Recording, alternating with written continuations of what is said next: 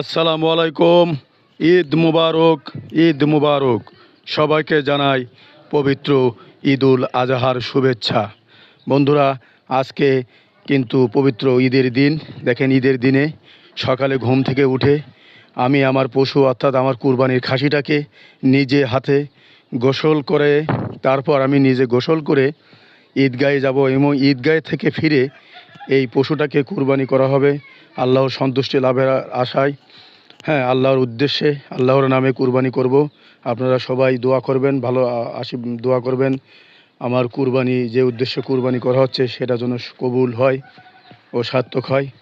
সবাইকে আবারও শুভেচ্ছা জানিয়ে এবং আবারও ঈদ মোবারক জানিয়ে আমি এখানে শেষ করছি। সবাই ভালো থাকবেন, দেখা হবে আবার অন্য কোনো ভিডিওতে। আর ত্যাগের মহিমায় উদ্ভাসিত হোক সকলের জীবন, সবার জন্য ঈদ হয়ে উঠুক সবার জীবনে অনাবিল সুখ শান্তি ও ভালোবাসায়।